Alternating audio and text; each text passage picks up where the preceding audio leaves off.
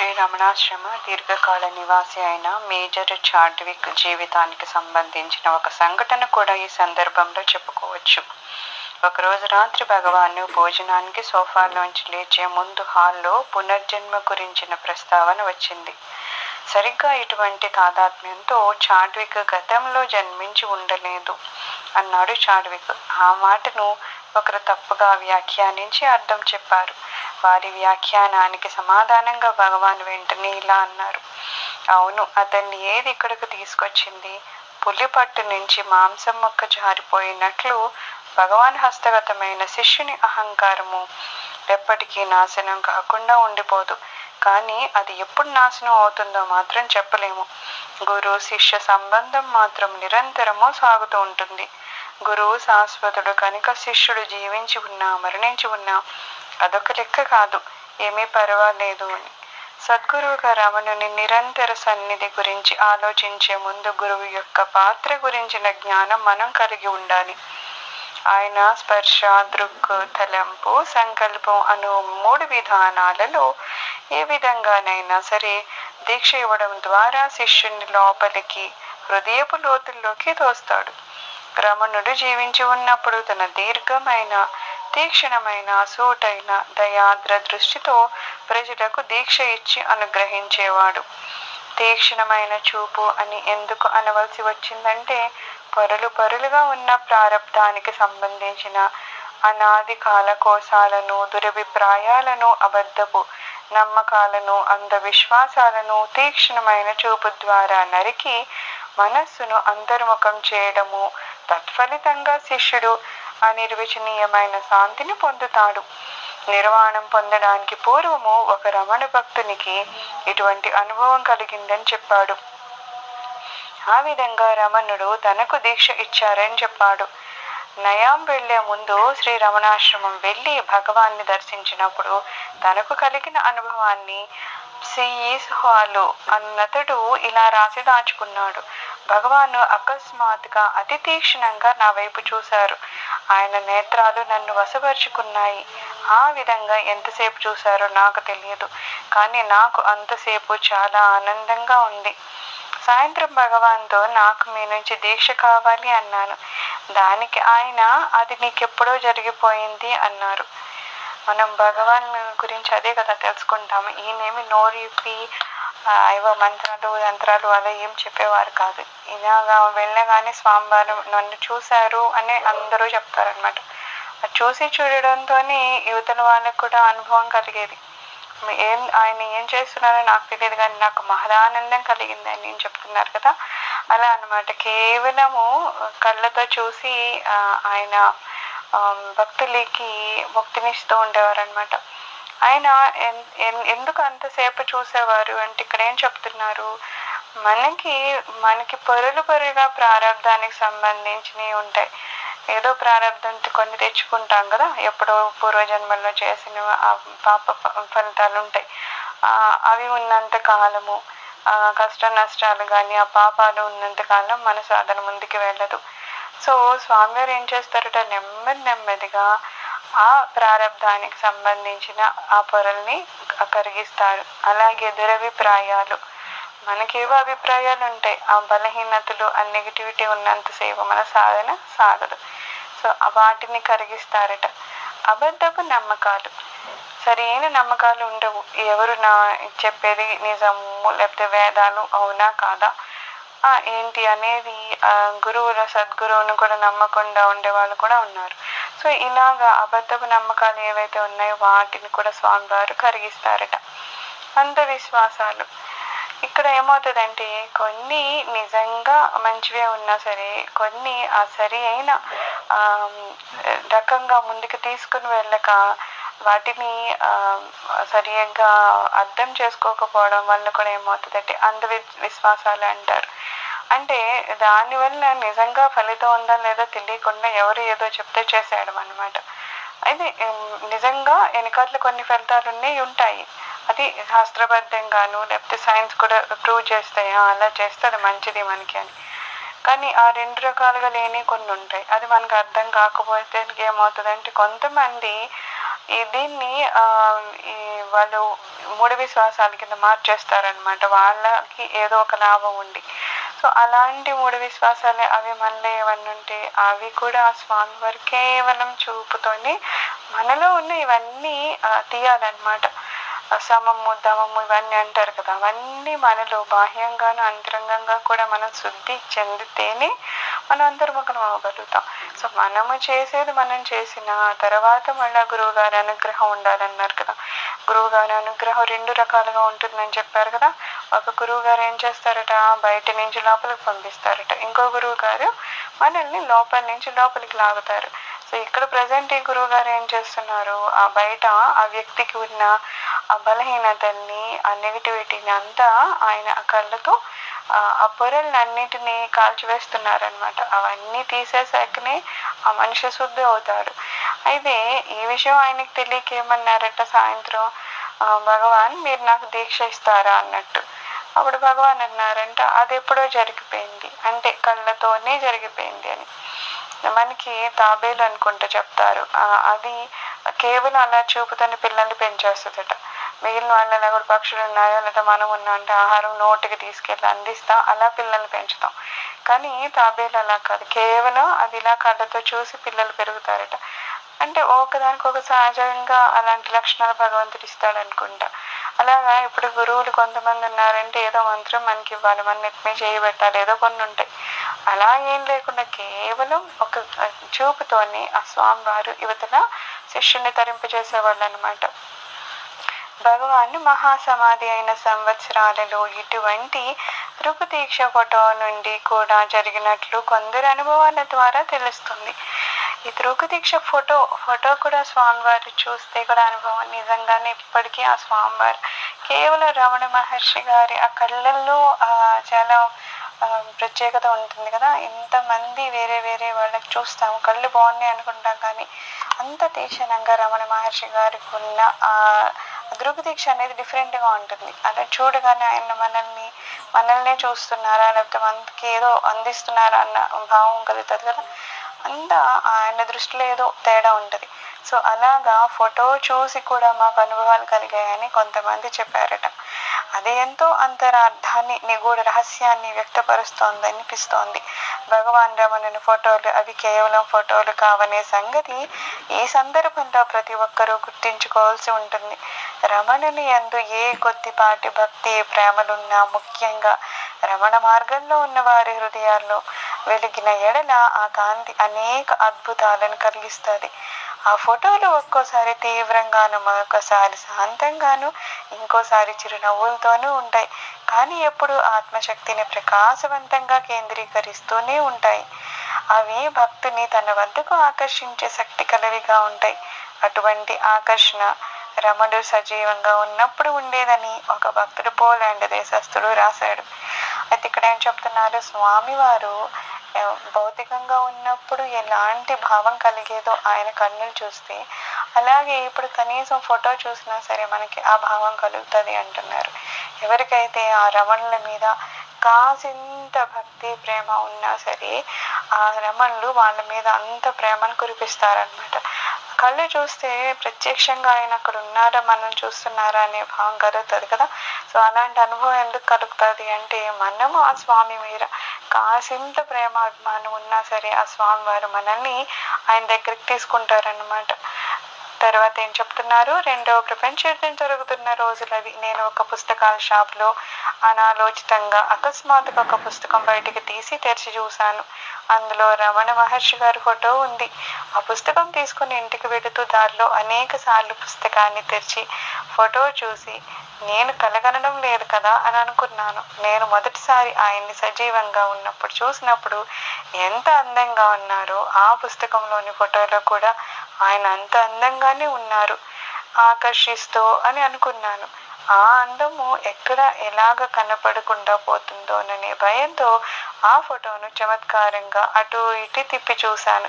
1970లో సరిగ్గా అటువంటి అనుభవమే మరొకరికి కలిగింది. ఆయనకి రమణ మహర్షి గురించి కానీ ఆయన బోధన గురించి కానీ ఏమీ తెలియదు.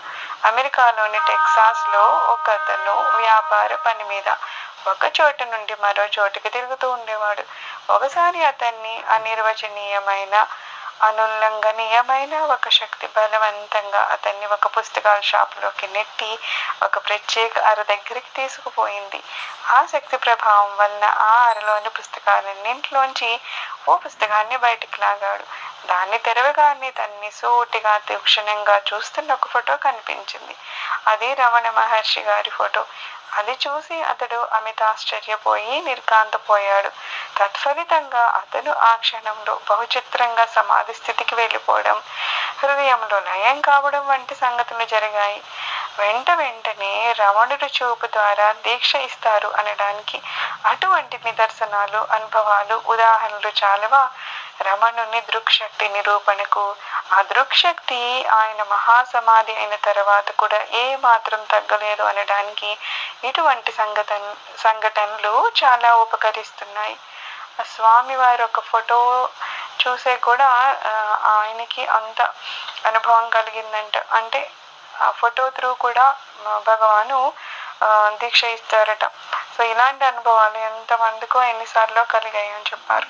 రమణులు సజీవులై దేహంతో హాల్లో ఉన్నప్పుడు అప్పుడు ఆ క్షణంలో అక్కడ ఉన్న భక్తుల, సందర్శకుల, అనుచరుల మనస్సులు గురు సన్నిధి శక్తి వలన సహజంగా నిశ్చలమయ్యేవి.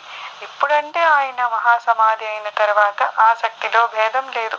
ఇప్పుడు కూడా హాల్లో, పూజా మందిరంలో కూడా ఆయన నుంచి దివ్యమైన, అపారమైన, అనంతమైన, అనూహ్యమైన శాంతి అప్పటిలాగానే ఇప్పుడు కూడా ఒకే విధంగా భక్తుల అనుభవంలో ఉంటుంది.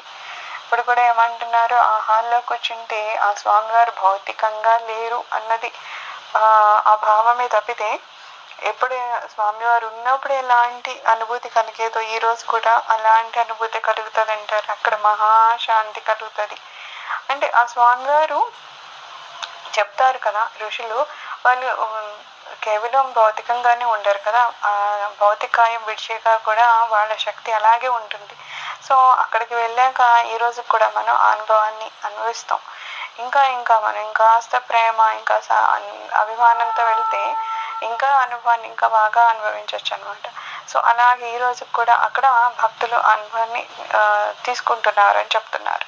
1977లో ప్రఖ్యాత జర్మన్ ఫిజిసిస్ట్, వేదాంతికారక్ ఫ్రెడరిక్ వాన్ విజాకర్ శ్రీరమణాశ్రమం దర్శించారు. ఆయన మందిరంలో అడుగుపెట్టగానే ఒక మెరుపులాగా క్షణకాలంలో మనసులో అదే ఇది అని అనిపించింది. అది ఒక అరగంట కాలం జరిగింది. ఆ సమయంలో నేను అక్కడ వేసుకుని కూర్చున్న గట్టి ఆసనం చుట్టూ దోమలు, వాతావరణం అన్నీ నాకు ఎరుకలో ఉన్నాయి. కానీ క్షణాలు మాత్రం తీవ్రంగా విడిగా పరిగెడుతూ ఉన్నాయి. బయటపడ్డ ఉల్లిపాయ పొరలు వలె నాలోంచి నీవు, నేను, వారు అను మాటలు అప్రయత్నంగా ఆ సమయంలో వెలువడ్డాయి. ద్వైత భావము నశించింది. గతమంతా బ్రద్దలై విచ్ఛిన్నమైపోయింది. కేవలము ఆయన అలాగా ఆ హాల్లో అడుగు పెట్టగానే లోపల నుంచి ఆయనకి ఈ భావాలు కలిగాయట. ఏంటి? ద్వైత భావం పోయింది. ఇద్దరు అని ఏదైతే ఉండేదో, నేను నీవు అనే డిఫరెన్స్ ఏదైతే ఉంటుందో రెండుగా చూస్తామో, ఇక్కడ ఆయనకి ఏమనిపించిందంట, నీవు, నేను, వారు అనే మాటలు అప్రయత్నంగా వచ్చేయంట. నీవు వేరు, నేను వేరు, వారు వేరు ఇలాగ అనుకునేదంతా పోయి నువ్వు, నేను, వారి ఆయనే పరబ్రహ్మ. అంతర్లో ఉన్నది ఆ పరబ్రహ్మ అనేది. అంటే ఎవరో వచ్చి ఉపదేశం ఇవ్వడము, లేకపోతే భౌతిక కాయంతోనే మాట్లాడడము కాకుండా మన అంతరాల నుంచి అలాంటి అవగాహన, అనుభూతి కలుగుతుంది అనమాట. అలాగా ఆయనకి అలాగా మాటలు వచ్చేట లోపల నుంచి. అప్పుడు అద్వైత భావం నశించింది అంటున్నారు. గతమంతా బ్రద్దలై విచ్ఛిన్నమైపోయింది. అప్పటి వరకు ఏ ఆలోచనలు ఉంటాయో, ఏ అనుభూతులు ఉంటాయో, ఎలాంటి మన మనస్థితి ఉంటుందో అవన్నీ మారిపోతాయి. ఎందుకంటే మనసులోంచి ఆ భగవాను మనల్ని మార్చుకుంటూ వస్తారనమాట. ఇందాక చెప్పినట్టు మనకున్న బలహీనతలన్నింటినీ కరిగించేసి ఒక క్రొత్త మన ఆలోచన దృక్పథాన్ని మారుస్తారు కదా. అప్పటి వరకు ఎలా ఉంటుంది? ద్వైతంగా ఉంటుంది. నేను వేరు, ఈ ప్రపంచం వేరు, ఇంకోటి వేరు, ఇంకోటి వేరు. ఈవెన్ భగవంతుని కూడా ఆయన వేరే, ఆయన ఎక్కడో ఉన్నారు అంతే కదా, ఎక్కడో ఎక్కడో పరిగెడుతున్నాం. కానీ ఎప్పుడైతే మనకి ఈ అంతరాల్లోంచి భగవాన్ మనకి అనుభూతిని కలిగిస్తారో, ఎక్కడో ఎవరో ఏమీ లేరు, నువ్వు అంతర్ముఖమై చూసుకుంటే నీలోనే ఉన్నారు ఆత్మస్వరూపంలో అని స్వామి ఎప్పుడైతే అవగాహన ఇస్తారో, మనం దేవుణ్ణో మనుషులను వేరే వేరేగా చూడడం మానేస్తాం. సో ఈయనకి కూడా అదే కలిగిందంట. నేను, నీవు, వారు అలాగా ఆ ద్వైతం ఏదైతే ఉండేదో అదంతా పోయి అద్వైతంలోకి వచ్చారట. అంతర్వాణి ద్వారా, స్వప్నాల ద్వారా ఆయన సన్నిధి ఎరిగినట్లుగా, అనుభవంలో ఉన్నట్లుగా ప్రపంచమంతటా ఆయన మార్గదర్శకత్వానికి కావలసినంత సాక్ష్యం ఉంది. 1975లో ఉత్సులా ముల్లర్ అని ఆమె ఒకప్పుడు ఇంద్రియపరమైన విషయ ఆలోచన చేత బాధింపబడినప్పుడు, సమయం వచ్చినప్పుడు ఎలా మెలగాలో, తలంపుల్ని ఎలా విడిచిపెట్టి వదలాలో ఆమెకు భగవాన్ చెప్పి చూశారు, సలహాలు ఇచ్చారు. ఆయన సలహానుసారము ఆచరించి సాధన చేసి అది ఎంత అద్భుతంగా పనిచేసి సత్ఫలితాన్ని ఇచ్చిందో తెలిసి ఆమె ఆశ్చర్యపోయారు. ఒక ఆవిడున్నారంట, ఆవిడకి ఎక్కువ ఇంద్రియ విషయాలు, అది ఒకలేంటి అందరికీ ఉన్న ప్రాబ్లమే కదా, మన ఇంద్రియ విషయాలకి ఎక్కువ లోబడి ఉంటాం కదా, ఎప్పుడు ఏదో బాహ్య ప్రపంచంలో తిరుగుతూ ఉంటాం. అయితే ఎంత ప్రయత్నించినా నా వల్ల కావడం లేదని ఒక ముస్లిం ఆమె ఇందులో అదే చెప్తున్నాం. ఇక్కడ మతాలతోనూ దేశాలతోనూ కాలాలతో సంబంధం లేకుండా ప్రతి వారు స్వామివారి దగ్గరికి వెళ్తున్నారు. ఎవరు వెళ్తే వాళ్ళకి ఆ రూపంలో స్వామివారు ఆయన అనుగ్రహాన్ని ఇస్తున్నారు కదా. సో ఎలాగా ఆ బహిప్రపంచం నుంచి విడిపడాలని స్వామివారు కొన్ని సలహాలు ఇచ్చారట. ఇస్తే ఆమె అవన్నీ చేసి ఎంత అద్భుతంగా అవి సత్ఫలితాలను ఇచ్చాయో అని ఆమెతో ఆశ్చర్యపోయారు అంటున్నారు. ఆమె ప్రయత్నాన్ని చూసి ఆమె ఎడంభుజ మృదువుగా తట్టారు. ఆమె సంతుష్టురాలైంది. ఆ తర్వాత ఆ గాథంతా వీలైనంత త్వరగా మర్చిపోయాను. ఆ వెంటనే ఆయన ఫోటో చేతితో పట్టుకుని నిలబడి ఉండగా అన్ని బంధాలు తలంపు మాత్రమే అన్న ఆయన మాటలు హృదయంలో వినిపించాయి. ఇక్కడ ప్రతిదీ స్వామి వారేమి నోరిప్పి చెప్పడం లేదు. అలా చూడగానే లోపల నుంచి వస్తున్నాయి. లోపల నుంచి ఆత్మస్వరూపంలో ఉన్న భగవాన్ని లోపల నుంచి స్ఫురింప చేస్తున్నారు. ఈ నా ఫోటో చూడగానే ఏమనిపించింది? అన్ని బంధాలు తలంపు మాత్రమే. దీన్ని ఇంకొక రకంగా మనం చెప్పుకోవచ్చు. చాలా మంది ఏమి చేయమన్నా నేను లేకపోతే నా బంధువులు ఎవరైతే ఉన్నారో, నా పిల్లలు కానీ ఇంకోటి కానీ, నేను లేకపోతే అక్కడ జరగదు అనే విపరీతమైన బాధ్యత పెట్టేసుకుని ఉంటాం. ఏదన్నా చేద్దామా అనేసరికి లేదు, ముందు ఇక్కడ ఇది. సో మరీ ఎక్కువ పెట్టుకోవడం ఏంటంటే అది తలంపు అంటున్నారు. బాధ్యత ఉంది కానీ దాన్ని ఎంత చెయ్యాలి, ఎన్నోసార్లు చెప్పాం కదా, బాధ్యతగా తప్పితే బరువుగా తీసుకోకూడదు అని. సో ఇక్కడ బంధాలు కూడా ఏమంటున్నారు? తలంపు మాత్రమే. మనం అనుకుంటాం ఏదో నేను లేకపోతే ఈ పని జరగదు అని. అది కాదు. అది ఎంతవరకు జరగదు, ఎంతవరకు జరుగుతుంది, ఎంతవరకు నేను జరపాలి అనే ఆ డిఫరెన్స్ మనకి తెలియాలన్నమాట. సో ఈ సెంటెన్స్లో ఏమంటున్నారు? బంధాలు తలంపు మాత్రమే అని ఆయనకి వినిపించిందంట. ఓ సంవత్సరం తర్వాత 1976 అనాహత చక్రం మీద ఏకాగ్రం చేయడం మాని మౌనంగా ఉండమని భగవాన్ ఆమెకు సలహా ఇచ్చారు. అప్పుడు వరకు ఏం చెప్పారు? ఈ హృదయ స్థానంలో ఏకాగ్రం చేయమని చెప్తారు కదా. ఆ తర్వాత స్వామి అన్నారట 1 సంవత్సరం తర్వాత ఇంకా అది కూడా అంటే హృదయం దగ్గర ఏకాగ్రత చేయడం కూడా మానేసి పూర్తిగా మౌనంగా ఉండమని చెప్పారట. ఫ్రెడ్ బ్రౌన్మాండ్ అని ఆయనకు అనేక స్వప్నాలలో భగవాన్ అనుగ్రహం విశదమైంది. జాగ్రత్త అవస్థలో కొన్ని ముఖ్యమైన విషయాలకు సంబంధించిన ప్రశ్నలకు కూడా సమాధానాలు దొరికాయి. రమణుడు నా ఎరుకలో లేకుండా ఉన్న ఒక్కరోజు కూడా లేదు, కానీ ఆయన నాతో ఉండకుండా ఎలా ఉండగలరు? నా హృదయంలో నివసించే సత్యాత్మే కదా ఆయన. అటువంటి సంగతులు ఎన్నో ఉన్నాయి రమణుని గురించి అని. ఇక్కడ ఏమంటున్నారు? ఒక్కరోజు కూడా నేను ఆయన మర్చిపోలేదన్నారు, ఆయన నాతో లేరు అన్నారు. కానీ ఆఖరికి ఏమంటున్నారు? కరెక్టే, ఆయన ఎలాగ నాకు దూరంగా ఉంటారు, ఎందుకంటే సత్యాత్మగా ఉన్నది ఆయనే కదా అంటున్నారు. నాలో ఆత్మగా ఉన్న స్వరూపం ఎవరు? ఆ భగవంతుడే కదా అని అంటున్నారు. అందుకని క్రొత్తగా ఏదో రమణులు ఎక్కడో ఉంటారు, భౌతికంగా కనిపించాలి అలా దాంతో సంబంధం లేకుండా ఎప్పుడు భగవాన్ మనలోనే, మన ఆత్మస్వరూపంలోనే ఉన్నారు. అసలు ఆ భావం ఎలా ఉంటుంది, ఎంత ధైర్యం ఇస్తుంది. ఎప్పుడు సద్గురువులు మనలో ఉన్నారు, ఆ భగవాన్ని ఎప్పుడు మనతో ఉండి మనల్ని నడిపిస్తారు. మనకి ఎన్ని రకాలుగానో సహాయ సహకారాలు అందిస్తారు, మన ఆలోచన విధానాన్ని మారుస్తారు, మన సాధనను ముందుకు తీసుకెళ్తారు.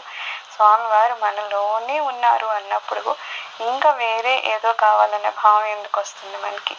సో అలాంటి ఆలోచన చాలా బాగుంది. ధోని అనే సాధకుడు అన్వేషకుడు ఒకసారి బస్ స్టాప్లో బస్ కోసం క్యూలో నిలబడ్డాడు. అప్పుడు అతనికి రమణుని భౌతిక సాన్నిధ్యము అనుభవం కలిగింది. దాంతో నేను అనే ఎరుక ఒక శక్తిగా అతనిలో మేల్కొంది.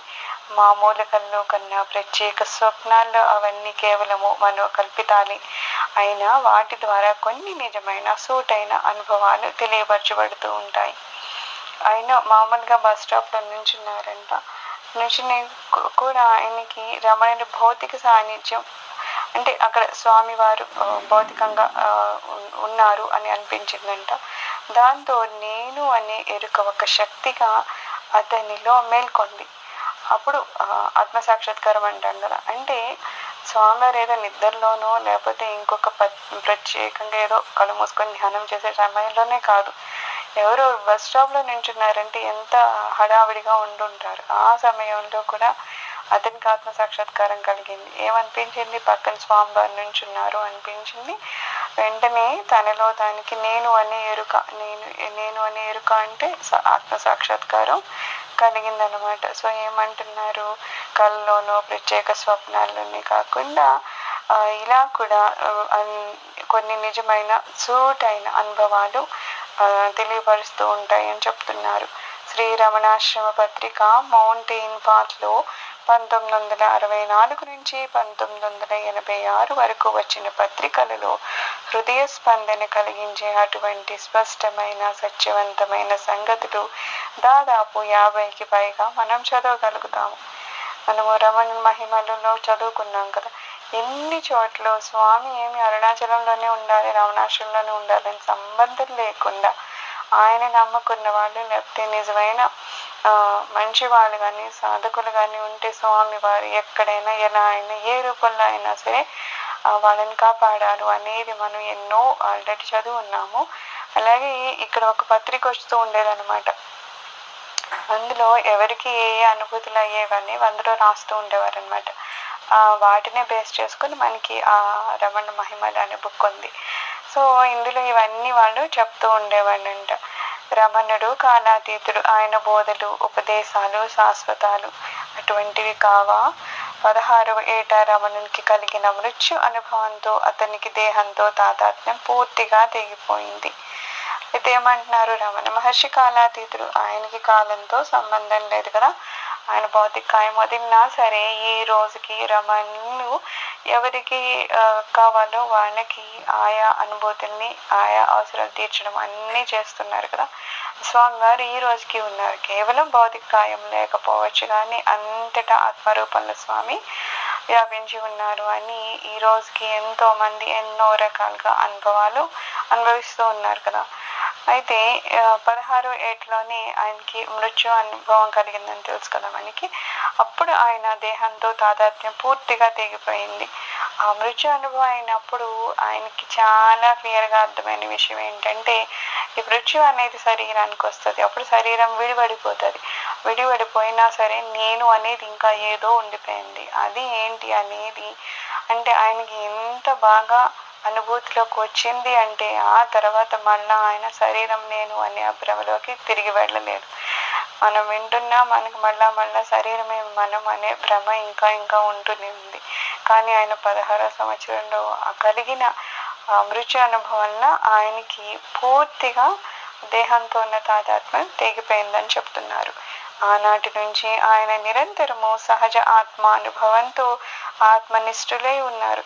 అప్పటి నుంచి ఆయన ఎప్పుడు ఆత్మానుభవంతో ఆత్మనిష్ఠులే, ఎప్పుడు ఆత్మ గురించి ఆలోచించడము, ఆత్మలోనే ఆయన మునిగి ఉండడము, ఆత్మ సాక్షాత్కారం పొంది ఉండడము, ఆత్మనిష్ట, ఎప్పుడు ఆత్మ గురించిన తపనలోనే ఉండేవారు అనమాట.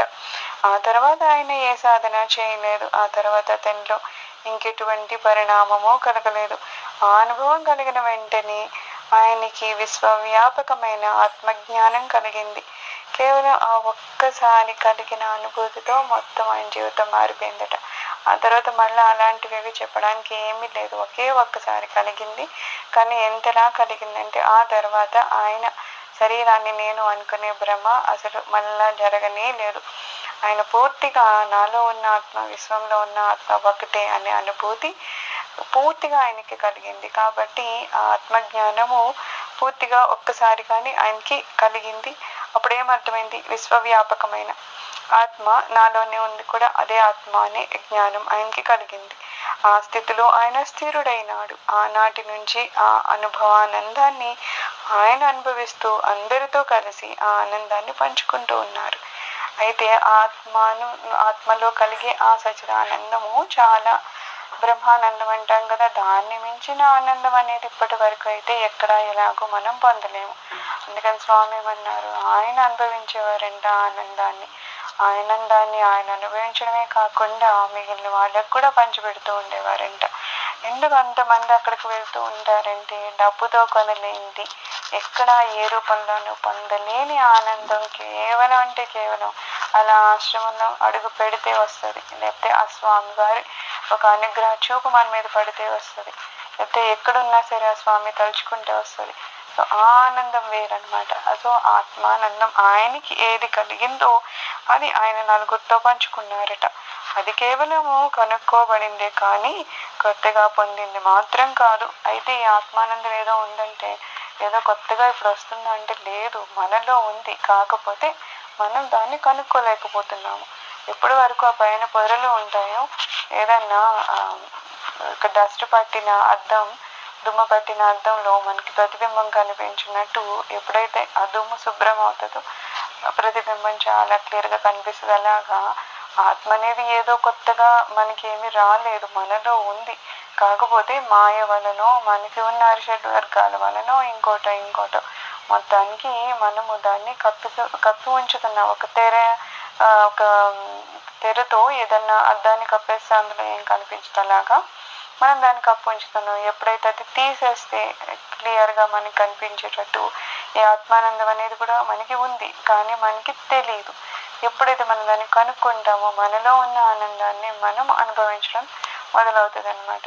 అప్పుడు అంతకు మించిన ఆనందం ఇంకెక్కడా లేదు అని మనం బాహ్య ప్రపంచంలో వెతకడం మానేస్తాం. అప్పటి వరకు ఏం చేసేవాళ్ళం? బాహ్య ప్రపంచంలో వెతుకుతూ కూర్చునేవాళ్ళము. ఆత్మ నుండి విడిగా ఉన్న ఉనికి అది భ్రాంతి, అజ్ఞానము అని తెలియబడుతుంది. నేను యొక్క సత్యం తెలుసుకోవాలని నిలకడగా శ్రద్ధగా పూర్తి నిష్ఠతో ఓ క్రమంలో అన్వేషించిన ఎడల ఆ భ్రాంతి తొలగి నశిస్తుంది. అయితే ఇక్కడ ఏం చేస్తాము? ఫస్ట్ నేను అనే దాని సత్యం తెలుసుకోవడానికి ప్రయత్నిస్తాం. ఫస్ట్ నేను ఎంతసేపు అనాత్మే అనుకుంటాం, ఈ శరీరం అనుకుంటాం, ఈ జ్ఞానేంద్రియాలు, ఇంకా చెప్పాలంటే ఇంకా ఈ ఇల్లు, ఇంకా మనకి సంబంధించిన ప్రతిదీ మన సంబంధాలు, ఇవన్నీ నేను నాతో సంబంధం అనుకుంటాం. తర్వాత అర్థమవుతుంది నేను అనేది ఈ ఆత్మ కానిది ఏది కాదు అని చెప్పి. సో అనాత్మకి సంబంధించిన ప్రతి విషయము నేను కాదు అని అర్థమయ్యి ఎప్పుడైతే నేనుకి నిజతత్వం ఏంటో మనకు అర్థమైతే ఆ కేవలం నేను అనేది ఏదో నాకు తెలిస్తే ఆ తర్వాత మనం ఆత్మానందాన్ని పొందుతాం అన్నమాట. అప్పుడేమవుతుందంటున్నారు? మనకి ఉన్న ఆ భ్రాంతి తొలగిపోతుంది అంటున్నారు. అప్పటి వరకు ఏ భ్రాంతిలో అయితే ఉన్నామో ఆత్మ అంటే అనాత్మే ఆత్మ అని, లేకపోతే అనాత్మే నేను అనే భ్రాంతిలో ఉన్నామో అది తొలగిపోతుంది అని చెప్తున్నారు. తాను తాదాత్మ్యం చెందినట్టి దేహము మనసు తానేనా అటువంటి ప్రశ్నలు వేయడం వలన వ్యక్తిగతమైన శ్రద్ధ మీద ఆధారపడిన ప్రపంచం నుంచి, అంటే వృత్తిపరమైన ప్రపంచం నుండి బయటపడతాము. ఇది ఇప్పటి వరకు దేహము, ఈ శరీరం నేను, మనసు నేను, లేకపోతే ఈ ప్రపంచం మీద ఆధారపడ్డాం కదా, ఏదో రకంగా ఆధారపడి ఉంటాం. సో ఇవన్నీ నేను నాకు అని అనుకున్నాం కదా, అప్పుడు ఏమనుకుంటాము? ఇవన్నీ కాదు, ఏదైతే నేను అది నాలోనే ఉంది, ఏ ఆనందం బయట వెతుకుతున్నానో ఆనందం కూడా నాలోనే ఉంది అని చెప్పి మనము ఆ బయట ప్రపంచం నుంచి మన దృష్టిని లోపలికి మారుస్తూ ఉంటాం అన్నమాట. సర్వం శ్రీరాముల చరణ అరవింద అర్పణమస్తు. లోకా సమస్త సుఖినో భవంతు. ఓం శాంతి శాంతి శాంతి.